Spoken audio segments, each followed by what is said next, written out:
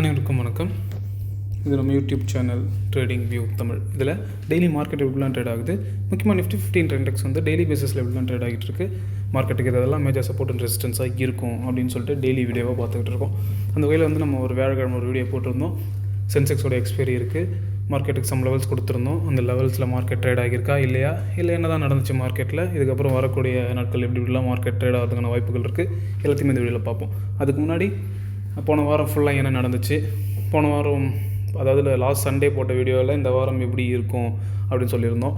So நம்ம சொன்ன மாதிரி மார்க்கெட் நடந்திருக்கா இல்லையா, இல்லை மார்க்கெட்டில் என்ன தான் நடந்திருக்கு இந்த வாரம் ஃபுல்லாக, அதுக்கு அடுத்த வாரங்கள் இப்போ வரக்கூடிய வாரங்கள் எப்படி நடக்க போகுது, எல்லாத்தையுமே இந்த வீடியோவில் முடிஞ்ச அளவுக்கு பார்த்துடலாம். ஸோ இதுதான் நம்ம கொடுத்துருந்த லெவல்ஸ்.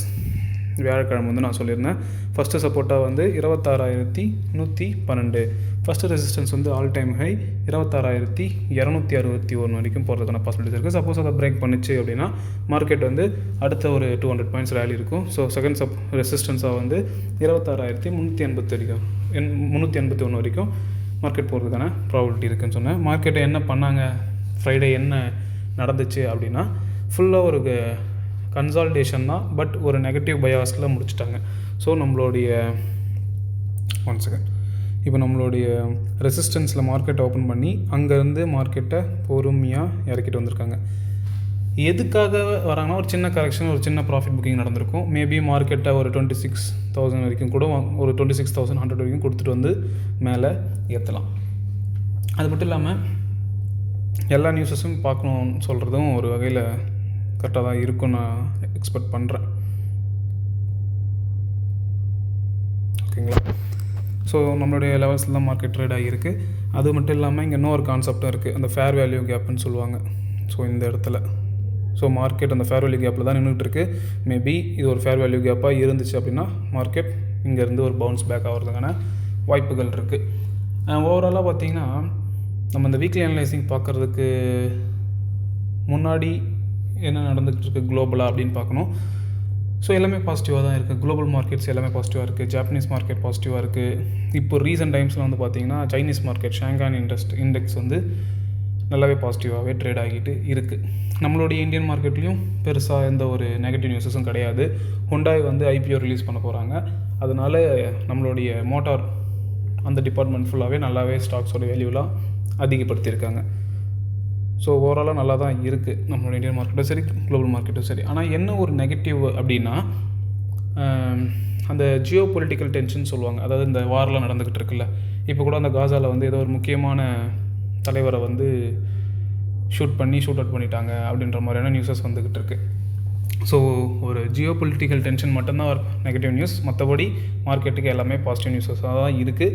அதுக்கப்புறம் நாளைக்கு வந்து செப்டம்பர் 30, நம்ம ப்ரீவியஸ் வீடியோவிலே சொல்லியிருந்தோம், செப்டம்பர் 30 அன்றைக்கி வந்து செபியில் வந்து ஒரு போர்ட் மீட்டிங் நடக்க போகுது. அதில் வந்து எப்படி வந்து மக்களை வந்து ப்ரிவென்ட் பண்ணலாம், நிறைய பேர் வந்து ஆப்ஷன் ட்ரேடிங்குள்ளே வராங்க, நிறைய லாஸஸ் பண்ணுறாங்க, 99 பீப்புள்ஸ் வந்து லாஸ் பண்ணுறாங்க. ஸோ அது வந்து எப்படிலாம் ப்ரிவென்ட் பண்ணலாம் அப்படின்ட்டு நாளைக்கு தான் பேச போகிறாங்க. ஸோ அதோடைய நியூஸஸும் வந்து நாளைக்கு மார்க்கெட்டுக்கு ஒரு இம்பேக்டாக இருக்க வாய்ப்புகள் அதிகமாக இருக்குது. அடுத்தது பார்த்திங்கன்னா இதுதான் நமக்கு சொல்லியிருந்தோம் வீடியோ என்ன போட்டிருக்கோம் அப்படின்னா, செப்டம்பர் 4 வாரம் மார்க்கெட் எப்படி இருக்குன்னு சொல்லிட்டு ஒரு வீடியோ இருக்குது, போய் பாருங்கள். அதில் என்ன சொல்லியிருந்தோன்னா, மார்க்கெட் வந்து ஒரு புல்லிஷ் கேண்டில், அதாவது ஒரு புல்லிஷ் கேண்டில் வச்சிட்டாங்க, அதுக்கு மேலே ஒரு புல்லிஷ் கேண்டில். ஸோ இதுக்கப்புறமும் மார்க்கெட் வந்து இந்த மாதிரியான அதுக்கு மேலே ஒரு புல்லிஷ் கேண்டில் வைக்கிறதுக்கு தான் பாசிபிலிட்டிஸ் இருக்குது அப்படின்றத சொல்லியிருந்தோம். மார்க்கெட் எக்ஸாக்டாக அந்த மாதிரி தான் வந்திருக்கு. இங்கே பார்த்தீங்களா, நம்ம எக்ஸ்பெக்ட் பண்ண மாதிரி தான் மார்க்கெட் மேலே போயிருக்கு. 3 க்ரீன் கலர் புல்லிஷ் கேண்டில் வச்சுருக்காங்க. ஸோ அப்புறம் இந்த 3 க்ரீன் கலரில் பார்த்தீங்கன்னா ஃபஸ்ட்டு கேண்டில் நல்லா பெருசாக ஸ்ட்ரென்த்தாக இருக்குது. அதுக்கடுத்த வந்த கேண்டில் வந்து ஸ்ட்ரென்த்து வந்து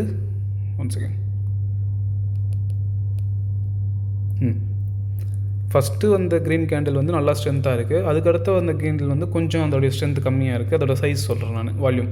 ஸோ இதுலேயும் பார்த்தீங்கன்னா கம்மியாக இருக்குது. ஸோ மார்க்கெட் வந்து இங்கே ஒரு கரெக்ஷன் வரலாம் அப்படின்னா என்ன அர்த்தம் அப்படின்னா, இந்த மாதிரி மார்க்கெட் இப்படி கீழே வந்து இப்படி மேலே போகலாம். ஸோ அடுத்த வாரம் வந்து கேண்டில் எப்படி ஃபார்ம் ஆகிறதுக்கான வாய்ப்புகள் இருக்குன்னா, ஒரு டோஜி கேண்டில் நல்லா ஒரு 26,800 அந்த ரேஞ்ச் வரைக்கும் போயிட்டு இப்படி ஒரு டோஜி கேண்டில் நான் உங்களுக்கு நான் மொபைலில் எடுத்துக்கிட்டு இருக்கிறதுனால உங்களுக்கு எப்படி ஒரு கேண்டில் வரும்னா இந்த மாதிரியான ஒரு கேண்டில் மேலே ஃபார்ம் ஆகிறதுக்கான பாசிபிலிட்டிஸ் நிறையவே இருக்குது. ஸோ நம்ம எதாக இருந்தாலும் நம்ம வெயிட் பண்ணி தான் பார்க்கணும். ஏன்னா அந்த ஜியோ பொலிட்டிக்கல் டென்ஷன் இருக்குது, ப்ளஸ் இந்த செபியில் வந்து சம் அனௌன்ஸ்மெண்ட்ஸ்லாம் வரப்போகுது. லாட் சைஸ் வந்து இன்க்ரீஸ் பண்ணுறதுக்கான ப்ராபபிலிட்டி நிறையா இருக்குது. அப்புறம் இந்த எக்ஸ்பீரியை பற்றி, ஏன்னா இப்போ டெய்லி ஒரு எக்ஸ்பீரி நடந்துகிட்டு இருக்குது. ஸோ அதெல்லாம் இல்லாமல் 1 வீக்குக்கு 1 எக்ஸ்பீரின்ற மாதிரி கூட மேபி வரலாம், நாளைக்கு தான் தெரியும். ஸோ அதனால் மார்க்கெட் இப்போ அப் ட்ரெண்டில் இருக்கிறது அகைன் ஒரு டவுன் ட்ரெண்ட் வருமா அப்படின்றது வந்து ஒரு $1 மில்லியன் கொஷனாக தான் இருக்குது. ஸோ இது வந்து நம்ம வெயிட் பண்ணி தான் பார்க்கணும், அவசரப்படாமல் வெயிட் பண்ணுங்கள். அது மட்டும் இல்லாமல் நாளைக்கு வந்து மண்டேக்கு இதெல்லாம் மேஜர் சப்போர்ட் அண்ட் ரெசிஸ்டன்ஸாக இருக்கும் இன்ட்ராடேக்கு அப்படின்னு பார்த்தீங்கன்னா, ஃபஸ்ட்டு ரெசிஸ்டன்ஸாக வந்து 26,277 ஆல் டைம் ஹை. அதுக்கும் மார்க்கெட் மேலே போச்சு அப்படின்னா 26,381. அதுக்கும் மேலே மார்க்கெட் போச்சுன்னா 26,500 600 வரைக்கும் போகிறதுக்கான பாசிபிலிட்டிஸ் இருக்குது. சப்போஸ் மார்க்கெட் கீழே வருது அப்படின்னா சப்போர்ட் ஒன்றா வந்து 26,100. சப்போஸ் மார்க்கெட் அதுக்கும் கீழே வருதுன்னா 26,000 வந்து ஒரு சப்போர்ட்டாக இருக்குது. அதுக்கும் கீழே மார்க்கெட் வருது அப்படின்னா 25,871 வரைக்கும் வரதுக்கான பாசிபிலிட்டிஸ் நிறையவே இருக்குது. ஓகேங்களா? இந்த லெவல்ஸ் வந்து நோட் பண்ணி வச்சுக்கோங்க, இல்லை ஒரு பேப்பரில் எழுதி வச்சுக்கோங்க, இல்லை ஒரு ஸ்க்ரீன்ஷாட் எடுத்து வச்சுக்கோங்க. நாளைக்கு உங்களுடைய ட்ரேடிங் செஷனில் ஏதாவது வகையில் யூஸ்ஃபுல்லாக இருக்குன்னா அது ரொம்பவே நல்லாயிருக்கும். அது மட்டும் இல்லாமல் இந்த வீடியோவில் சொல்கிற விஷயங்கள் எல்லாமே வந்து என்னுடைய தனிப்பட்ட கருத்து தான். இது எல்லாமே வந்து நாளைக்கு மார்க்கெட்டில் நடக்கக்கூடாது அப்படின்னு எதுவுமே எக்ஸ்பெக்ட் பண்ணாதீங்க. நீங்கள் ஒரு பர்சனல் இன்ட்ரெஸ்ட் எடுத்து நீங்கள் ஒரு டெக்னிக்கல் அனலைஸ் பண்ணுங்கள். நீங்கள் குளோபல் நியூஸஸ் பாருங்கள், OIDTA பாருங்கள், FIS என்ன பண்ணியிருக்காங்க, DIS என்ன பண்ணியிருக்காங்க, எல்லாத்தையுமே நீங்கள் பாருங்கள். அது மட்டும் இல்லாமல் இந்த 3 கேண்டில் சொன்னோம் பார்த்தீங்களா, இந்த 3 கேண்டிலும் பார்த்தீங்கன்னா ஓவராலாக FISம் பை பண்ணியிருக்காங்க, DISம் பை பண்ணியிருக்காங்க. லாஸ்ட் மந்த் மட்டுமே FIS DIS 2 பேருமே பையிங்கில் தான் இருந்திருக்காங்க. ஸோ அதனால தான் மார்க்கெட் மேலே ஏறி இருக்குது. ஸோ மார்க்கெட் ஏறுது அப்படின்னா அதுக்கான ரீசன் இருக்கணும். மார்க்கெட் கீழே இறங்குது அப்படின்னா அதுக்கான ரீசன் கண்டிப்பாக இருக்கணும். ஏதோ ஒரு கேண்டில் வருது, இதை வச்சுட்டு அந்த அடுத்த கேண்டில் இப்படி வரும் அப்படின்லாம் கிடையாது. அது இப்போ முதல்ல வந்து அந்த கேண்டில்னால் அது உள்ள விக்ஸ் என்ன இருக்குது, எது ஷேடோ ரீஜியன், எது பாடி, எது வால்யூம், எல்லாத்தையுமே கற்றுக்க ட்ரை பண்ணுங்கள். ஜஸ்ட்டு வந்து நிறைய பேர் நான் பார்க்குறேன் வீடியோவில் வந்து ஒரு ஹேமர் கேண்டில் வந்துச்சுன்னா அதுக்கப்புறம் ஃபுல்லாக ஒரு பாடி கேண்டில் தான் வரும். அதுக்கப்புறம் ஏதோ 3 பாடி கேண்டில்னு சொல்லிட்டு இப்படி சொல்கிறாங்க, 3 ரெட் கலர் கேண்டில் தான் வரணும் அப்படின்னு சொல்லுவாங்க. பட் இங்கே பாருங்கள், இந்த வீடியோவில் பாருங்களேன், இங்கே ஒரு பெரிஷ் என்கல்ஃபிங் தான். இது வரைக்கும் பார்த்தீங்கன்னா இது வந்து ஒரு பெரிஷ் என்கல்ஃபிங். ஸோ இதுக்கு அடுத்த கேண்டில் வந்து இப்படி தான் வந்திருக்கணும்.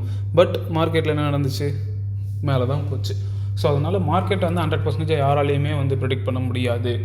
ஒரு ப்ராபபிலிட்டி சொல்லலாம், இப்படி போகிறதுக்கான வாய்ப்புகள் அதிகமாக இருக்குது அப்படின்னு சொல்லலாம். அதில் அவங்க எக்ஸ்பர்ட்டாக இருக்காங்க, நிறைய விஷயங்கள் அவங்களுக்கு தெரியுது, அவங்க ஒரு செபி ரிஜிஸ்டர்டு அட்வைசராக இருக்காங்க, இல்லை அவங்களுக்கு நிறைய நாலேஜ் இருக்குது, நிறைய எக்ஸ்பீரியன்ஸ் இருக்குது. இந்த மாதிரியான இருக்கும்போது தான் அவங்கள வந்து நம்ம நம்பலாமா வேணாமான்றது தெரியும்.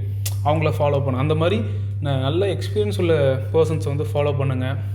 முடிஞ்ச நம்ம வீடியோ பாருங்கள், அதில் ஏதாவது குறைகள்லாம் இருந்தால் சொல்லுங்கள். நானும் கற்றுக்கிட்டு தான் இருக்கேன், முடிஞ்ச அளவுக்கு இம்ப்ரூவ் பண்ணிக்க ட்ரை பண்ணுறேன். ஓகேங்களா? ஸோ நீங்கள் ரியல் மணி வச்சு ட்ரேட் பண்ணுறதுக்கு முன்னாடி ஒரு 3 months பேப்பர் ட்ரேடிங் பண்ணுங்கள். பேப்பர் ட்ரேடிங் பண்ணும்போது மட்டும்தான் உங்களுக்கு ஸ்கில்ஸ் அண்ட் எக்ஸ்பீரியன்ஸ் டெவலப் ஆகும். பேப்பர் ட்ரேடிங் ப்ராப்பராக பண்ணிவிட்டு உங்களால் கன்சிஸ்டண்ட்டாக ப்ராஃபிட் பண்ண முடியும் அப்படின்னா உங்களுடைய ஃபினான்ஷியல் அட்வைசரை கன்சல்ட் பண்ணிவிட்டு எப்படி இன்வெஸ்ட்மெண்ட் பண்ணலாம், எப்படி ட்ரேடிங் பண்ணலாம் அப்படின்றத பாருங்கள். அது மட்டும் இல்லாமல் இந்த ட்ரேடிங் இதெல்லாம் வந்து மைண்ட் கேம், நிறைய ஸ்கேம்ஸு இது மாதிரிலாம் போயிட்டுருக்கு. நீங்கள் வந்து சேஃபர் சைடாக இருக்கணும் அப்படின்னு நினச்சிங்கன்னா இன்வெஸ்ட் பண்ண ஆரம்பிங்க. இன்வெஸ்ட்னா ஸ்டாக்ஸாக வாங்குங்க, மியூச்சுவல் ஃபண்ட்ஸில் அமௌண்ட்ஸ் போடுங்க, SIP போடுங்க, STPன்னு இருக்குது, சிஸ்டமேட்டிக் ட்ரான்ஸ்ஃபர் பிளான் இருக்குது. ஸோ இந்த மாதிரியான சேஃபர் சைட் போங்க. இதுவுமே ரிஸ்க் தான், பட் கொஞ்சம் சேஃபர் சைட். இன்னுமே இல்லை நான் ரிஸ்க்கே எடுக்க விரும்பலை அப்படின்னா போஸ்ட் ஆஃபீஸில் காசு போடுங்க, கோல்டில் இன்வெஸ்ட் பண்ணுங்கள். பட் எதுவாக இருந்தாலும் இன்வெஸ்ட்மெண்ட்டை இன்றைக்கே ஸ்டார்ட் பண்ணுங்கள். இன்வெஸ்ட்மெண்ட்டை நீங்கள் எவ்வளோ சீக்கிரம் பண்ணுறீங்களோ அந்த அளவுக்கு உங்களுடைய ஃப்யூச்சரில் அது ரொம்பவே ஹெல்ப்ஃபுல்லாக இருக்கும். ஓகேங்களா? நாளைக்கு பார்த்துக்கலாம், அடுத்த மாதம் பார்த்துக்கலாம், அடுத்த மாதம் எனக்கு ஒரு அமௌண்ட் வருது அப்போ பார்த்துக்கலாம் அப்படின்ட்டு தள்ளி போடாதீங்க. இன்வெஸ்ட்மெண்ட்டை முடிஞ்ச அளவுக்கு இன்வெஸ்ட் பண்ண ஆரம்பிங்க. கண்டிப்பாக அது இன்றைக்கி இல்லைனாலும் ஃப்யூச்சரில் கண்டிப்பாக உங்களுக்கு அது ரொம்பவே யூஸ்ஃபுல்லாக இருக்கும். ஓகேங்களா? ஸோ எப்பயுமே சொல்கிறது தான், மார்க்கெட்டில் பொறுமையாக இருங்க. இங்கே பாருங்கள், மார்க்கெட் எவ்வளோ நாள் பொறுமையாக இருந்துட்டு ஒரு அப்பு, இப்போ மறுபடியும் மார்க்கெட் பொறுமையாக இருந்துட்டு மேலே போகலாம். ஸோ மார்க்கெட்டுக்கு அகைன்ஸ்டாக ஒரு விஷயத்தை யோசிக்காதீங்க. மார்க்கெட் கூடவே ட்ராவல் பண்ணுங்கள். மார்க்கெட் ஏறும்போது பொறுமையாக தான் ஏறும். உங்களுடைய அவசரத்துக்கு மார்க்கெட் ஏறாது. இறங்கும் போது தான் சடன் ஃபால் இருக்கும். ஸோ பொறுமையாக இருங்க. அந்த பொறுமை வந்து உங்களுக்கு காசு சம்பாதிச்சு தரலனாலும் நிறைய வாழ்க்கையில் விஷயங்களை கற்றுத்தரும். ஸோ அதனால் பொறுமையாக இருந்து கேர்ஃபுல்லாக ட்ரேட் பண்ணுங்கள். அவசரப்பட்டு ட்ரேட் பண்ணாதீங்க, ஓவர் ட்ரேட் பண்ணாதீங்க.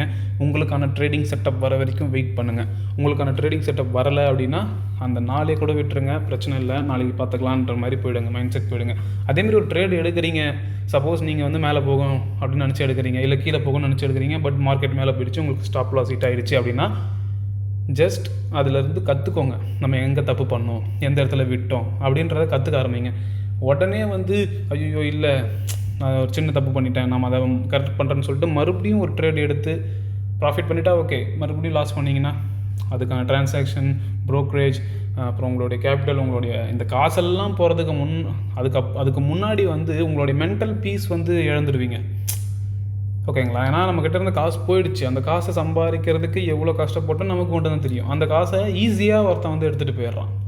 ஸோ அந்த மாதிரியான ஒரு ஹை ரிஸ்கில் வந்து நீங்கள் உங்களுடைய மணியை வச்சுருக்கணும் போது எவ்வளோ நீங்கள் கேர்ஃபுல்லாக இருக்க முடியுமோ அவ்வளோ கேர்ஃபுல்லாக இருக்கணும். அதனால தான் உங்களுடைய ட்ரேடிங் செட்டப் வர வரைக்கும் வெயிட் பண்ணுங்கள்.